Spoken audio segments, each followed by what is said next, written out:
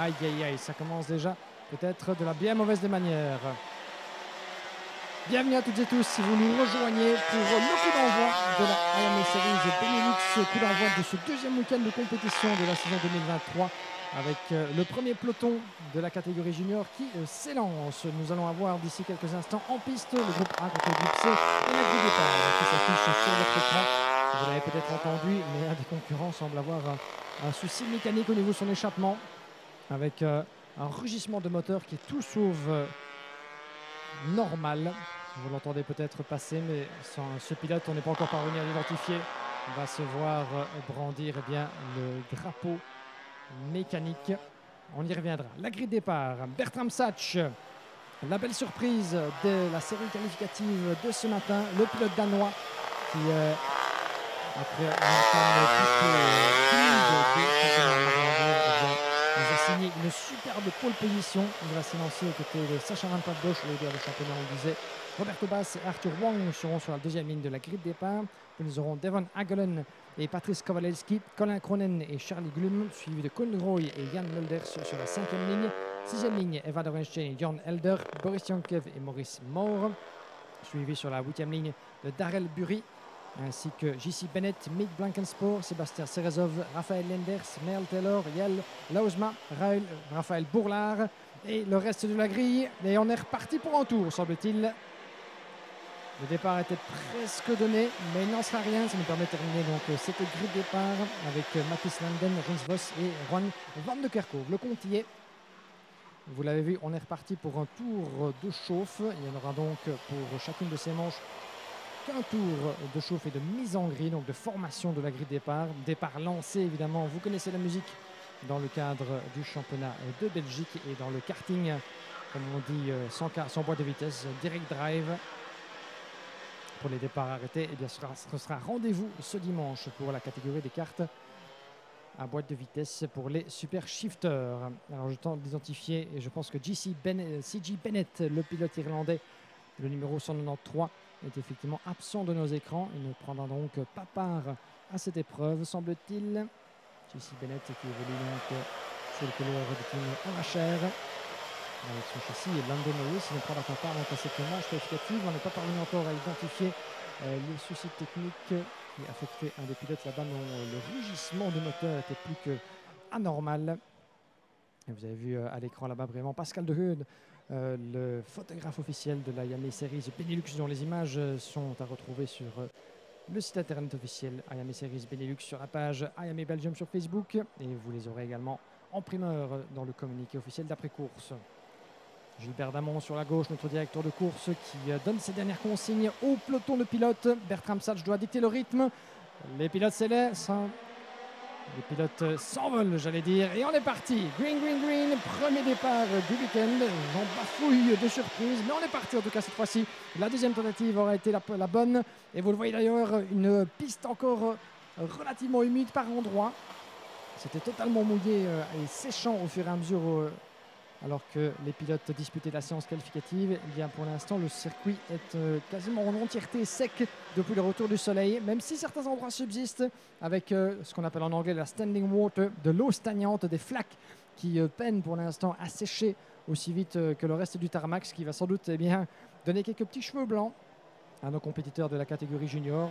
Même si le soleil, voilà, vous le voyez là-bas dans le passage virage numéro 8, 6 et 7 là-bas, avant l'enchaînement de la chicane de l'autre côté du circuit. Nous sommes de l'autre côté du tracé là-bas. Et certains des pilotes qui tentent déjà de se positionner dans ce peloton de la catégorie junior. Groupe A contre C, avec les caméras de notre partenaire MC Race Consulting, disposées tout autour du tracé, en même temps que de nombreuses caméras de la direction de course pour faire en sorte que les officiels de IMA Belgium puissent garder les yeux rivés sur ce qui se passe en piste et pouvoir intervenir à coup de pénalité ou de décision officielle si l'un ou l'autre pilote venait à mal se comporter. Vous le voyez là-bas dans la ligne droite à l'opposé du tracé sur la zone de freinage de l'épingle numéro 3. C'est là-bas que subsistent certaines zones encore humides. Puis nous avons la ligne droite de retour là-bas. Oh, il y a un pilote là-bas qui sort d'entrée de jeu de la piste. On tente d'identifier de qui il s'agit, mais en tout cas, c'était une bien belle sortie là-bas dans C'est le numéro 184 qui d'entrée de jeu s'est laissé piéger là-bas. Effectivement. On va essayer de savoir de qui il s'agit dans un instant. Et c'est Boris Yankev. Je me disais bien qu'il était l'un des pilotes qui a figuré dans le haut du tableau. Boris Yankev, malheureusement, le pilote belge du 184 qui s'est laissé piéger là-bas. Juste à la sortie du virage numéro 5, qui se trouve en fait juste devant notre cabine. Nous avons deux autres pilotes là-bas pris dans un même accrochage. Vous ne le voyez pas encore à l'écran, mais deux pilotes là-bas qui sont également dans le bas-côté au niveau de la sortie du virage numéro 3. Je pense qu'on a perdu également le 161, Moritz Mohr. Et nous avons une machine Birellart, je pense le numéro 191, c'est possible, on y reviendra dans un instant. Oui, effectivement, Devon Hagelen, c'est Devon Hagelen, l'un des rookies de la compétition, qui n'a pas eu l'occasion de voir ce qui s'est passé en direct, alors qu'à la corde là-bas de l'épingle à cheveux du virage numéro 11. On va voir de qui il s'agit, qui s'est infiltré là-bas à la corde. Belle manœuvre de la part du numéro 185. C'est Roberto Baz qui a pris le meilleur sur Robert de Koolderooy pour la 4e position. Mais en tout cas, l'accrochage a mis hors course, j'en ai bien peur, Ming Blankenspoor, Moritz Mohr ainsi que Devon Hagelen qui se sont retrouvés coincés là-bas, ainsi que Boris Yankev. Donc voilà déjà d'entrée de jeu, bien 3 pilotes perdus dans l'aventure. 4 avec Ming Blankenspoor, à début de course donc sur les chapeaux de roue qui n'aura pas souri à tous les compétiteurs là-bas. On vous disait ce tracé, regardez là-bas comme au milieu du circuit, dans certaines zones herbeuses, comme l'eau est encore plus que présente, des flaques d'eau très très impressionnantes, c'est même parfois marécageux. Ça prend des allures de marécage là-bas entre certaines des portions du circuit. Donc quoi, prenez garde chers amis, où vous mettez les roues, parce que les surprises sont à redouter. Et on revient là-bas en tête de course. Roberto Baz qui prend l'avantage là-bas, superbe manœuvre. C'est qui fait la corde du virage numéro 3. Je pense que c'est bel et bien de Roberto Baz sur Charlie Glum. Effectivement, c'est la bataille pour la 3e place. C'est Roberto Baz, le numéro 185, qui prend l'avantage de bien belle manière sur Charlie Glum. Roberto Baz, compétiteur ce week-end pour WGS Racing, qui a pris l'avantage sur Charlie Glum, le représentant du team Eurokarting. Roberto Baz 3e, alors que nous avons en tête Sacha Van Papenburg. Van Papenburg 6 secondes d'avance sur Colin Cronen, le pilote irlandais. Et drapeau jaune, vous ne le voyez pas là-bas, mais au niveau du virage numéro 10, pardon, à la sortie de la chicane du virage 9 et 10, un pilote là-bas qui est allé loin dans la trajectoire, qui est allé jouer les tondeuses à gazon, qui est parvenu à se remettre en piste, semble-t-il. On revient ici avec Charlie Glum, le numéro 154, Bertram Satch juste derrière. On se demandait où il était passé, Bertram Satch, le poleman, le casque blanc. Et après un début de course, eh bien, un peu plus difficile. Voilà le pilote Falcon qui revient dans le rythme, qui prend l'avantage sur Charlie Glum. Et voilà 4e, Bertram Satch, le pilote danois, qui avait terminé la première manche de Mariembourg. Un peu en dehors du top 10, il est 11e pour l'instant de le classement provisoire du championnat. Bertram Satch qui a surpris tout le monde, moins le premier, par un superbe tour chrono en qualification qui a valu la pole position générale dans cette catégorie junior. Et le voilà, eh bien, qui entame son week-end pas forcément à la hauteur de ses espérances, puisque de la première place, il est obligé de se battre maintenant pour le gain de la 3e. Il va prendre l'avantage sur Charlie Glum pour se retrouver 4 à la poursuite, eh bien, de Roberto Baz en 3e position. Et voilà la sortie de la chicane avec Colin Cronen qui n'a que 7 dixièmes d'avance sur Roberto Baz. Vous avez les pilotes à l'écran, ce sont les pilotes entre la 2e et la 5e place, puisque Sacha Van Papenburg, comme vous le voyez sur votre écran, a 8 secondes 5 d'avance sur Roberto Baz. Une avance stratosphérique comme j'en ai rarement vu sur une piste sèche dans une compétition karting avant. Eh bien, démonstration de la part du pilote Victory Lane, qui a profité d'un excellent envol pour creuser un écart monstrueux sur le reste du peloton. Roberto Baz, 2e, il va tenter de se protéger de retour de Colin Cronen, le pilote irlandais. Colin Cronen qui s'est lancé depuis la 7e place et qui nous a gratifié d'une belle entame de manche. Donc regardez là comme le franchissement de la chicane au niveau du virage 9 et 10 c'est encore assez mouillé. On le disait tout à l'heure, il y a encore des flaques par endroits, notamment là-bas dans la chicane des virages 13 et 14. Ces véritables lacs qui se sont formés de par l'accumulation de précipitations.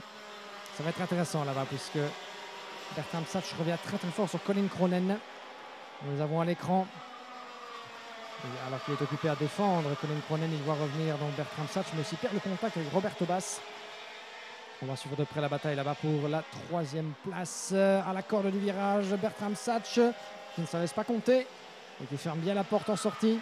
Il prend l'avantage sur Colin Cronin.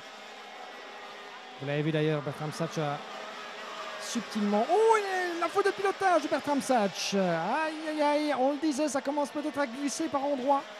Galère à ne pas mettre les roues sur le vibreur en extérieur, mais alors qu'il venait de faire le plus gros du travail, Bertram Satch, une petite erreur en sortie du virage numéro 5 eh bien, suffisait à Colin Cronin pour reprendre son avantage. Et regardez là-bas comme la trajectoire et surtout l'adhérence s'en trouve assez précaire au niveau du virage numéro 9. L'entrée du 9 et 10, chicane assez serrée de l'autre côté du tracé. Et c'est là-bas que certains des pilotes eh bien, ont tendance encore un peu à se battre avec l'adhérence. Il faut dire que ce sont des pneus slick, on le rappelle, même si, compte tenu du règlement, à partir du moment où il pleut, eh bien, décision est prise par la direction de course de passer en course mouillée, en course sur piste humide, en wet race, comme on dit dans le jargon. Et à partir du moment où on passe en wet race, eh bien, la réglementation autorise tous les pilotes à agir comme bon leur semble, de rester en pneu slick, de passer en pneu pour piste mouillée, quelle que soit l'évolution des conditions. Et vu évidemment l'assèchement de la piste progressif après les séances qualificatives, le choix le plus logique était de passer en pneu pour piste sèche, en pneu slick. Mais il n'empêche que cette pneu slick a tendance un petit peu à s'humidifier par endroits sur le circuit, ce qui provoque quelques surprises. Et mon petit doigt m'a dit que la pluie pourrait faire sa réapparition entre 16h40 et 17h. Et à regarder de plus près un petit peu l'amoncellement des nuages au-dessus de notre tête, ça pourrait bien être une prévision qui s'avérerait exacte. On verra ce qu'il en sera. On n'aime jamais trop jouer des oiseaux de mauvais augure, évidemment, en termes de météo. On a pu voir par le passé que ça pouvait porter malheur, donc on ne va pas trop digresser sur l'évolution du temps, mais quoi qu'il en soit, nous sommes bel et bien sur une piste sèche. Et attention, la défense là-bas de Bertram Satch, qui va revenir. Jörn Elder, le numéro 67, juste derrière. C'est la bataille des casques blancs. Il y a un 3e casque blanc, Arthur Wang, le 188, pourrait venir se mêler à la bagarre en 7e position. Le pilote VDK, voilà, qui va être intéressant entre ces trois-là. Une défense plutôt agressive, mais logique et juste jusqu'ici de la part de Bertram Satch. C'était Charlie Glum devant Bertram Satch. Puis nous avons Arthur Wang, sacré champion la saison précédente dans la catégorie des mini. Qui est passé à l'échelon supérieur pour aller se frotter au pilote chevronné des juniors entre 12 et 15 ans. Alors que devant, c'est toujours la domination de la part de Sacha Van Pattbosch dans cette épreuve qui compte donc non plus en tour, mais 10 minutes plus en tour. Il reste 3 secondes sur le chrono officiel. Nous allons devoir rajouter un tour à ce temps imparti. Nouvelle réglementation depuis cette saison dans le cadre du championnat de Belgique. On est parti dans le dernier tour. Et attention, la bagarre qui commence à prendre tout son sens entre Bertram Satch, Charlie Glum. Ouh, que ça va être très très serré là-bas. Attends, oh, et ça glisse. Une fois que vous sortez la trajectoire, eh bien, vous avez vu que Charlie Glum était légèrement en difficulté à défendre sa position face à Bertram Satch. Et le numéro 167 là-bas, il s'agit de Jörn Elder et Arthur Wang. Oh, que ça va être serré là-bas. Entre ces trois-là, Arthur Wang qui tente également d'aller titiller son adversaire juste devant Jörn Elder, le pilote néerlandais. Mais à chaque fois que les pilotes veulent se risquer en dehors de la trajectoire, vous voyez que l'adhérence ça devient un peu plus précaire et certains d'entre eux avaient du mal même à garder le volant droit. Dans l'étaglage du virage numéro 11, Arthur Wang va devoir se reprendre à une prochaine épreuve pour tenter de prendre l'avantage à moins d'un soubresaut de la chicane. Dans ce là, le drapeau damier va bientôt être brandi pour accueillir Sacha Van Pattbosch. Voilà le dernier tour. 11 secondes 1 sur Sacha Van Pattbosch et Roberto Bass, qui a lui-même 9 dixièmes d'avance sur Colin Cronin. 4e passe pour Bertram Satch. Et puis nous avons Charlie Glum à votre image avec Jörn Elder le 167 et Arthur Wang le casque blanc. 8e place pour Francis Kowalewski devant Evan Orenstein et Sébastien Serezov.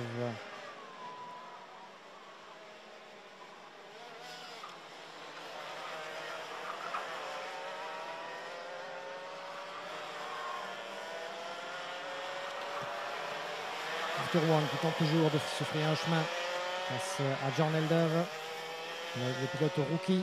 Et pendant cela, le drapeau à damier est brandi pour Sacha Van Patten-Bosch. Victoire donc pour le pilote néerlandais. Le numéro 176, Sacha Van Patten-Bosch, qui traîne donc ce week-end une livrée quelque peu différente. Toujours sous les couleurs Victory Lane, avec une livrée sur son châssis un petit peu plus originale, avec des tons d'orange qui sont troqués par rapport aux couleurs noires et blanches de la livrée habituelle de Victory Lane.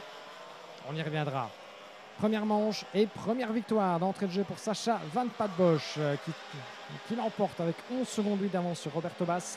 Colin Cronin qui prend la troisième place, juste devant Bertram Satch, Charlie Blum, Björn Elder, Arthur Wong, Matis Kowaleski 8e, devant Evan Orenstein, Sébastien Serezov. Et en dehors du top 10, nous avons Raphaël Bourlard, Raphaël Lender, suivi de Jan Mulder, Rins Vos, Rian Van de Kerkhove 15e, suivi de Yil Lauzma, Darrell Bury, Mathis Landen et Merle Taylor. Voilà la classification au complet de cette première manche du week-end pour la classe junior avec les groupes A contre C. Le groupe A évidemment avec les pilotes les plus rapides à l'issue de la séance qualificative et les pilotes du groupe C de la troisième série la plus rapide. Victoire donc pour Sacha Van Patten-Bosch et plusieurs pilotes qui n'auront pas vu le drapeau à damier. T.J. Bennett, le pilote irlandais, n'a pas pu prendre part à cette épreuve, alors que, ayant abandonné en cours de route, Koen de Rooij, Devon Agelen, Boris Jankev, Moritz Moore et Mick Blankenspoor qui manquent à l'appel. Voici, chers amis, donc la première épreuve du week-end et la première épreuve du jour qui vient donc de se conclure. Il y en aura donc encore 4 à vivre ensemble sur YouTube et Facebook, bien sûr. Bienvenue à toutes et tous si vous nous rejoignez sur IME Series Benelux. Si vous avez l'occasion de nous rendre visite dans les Hauts-de-France sur le karting de la métropole, eh bien, on vous y invite grandement. Il y a tout pour vous y accueillir dans la joie et l'allégresse, en espérant sous un beau soleil. La pluie pourrait éventuellement faire son retour, mais la météo s'annonce plus que clémente pour ce week-end. Donc n'hésitez pas à venir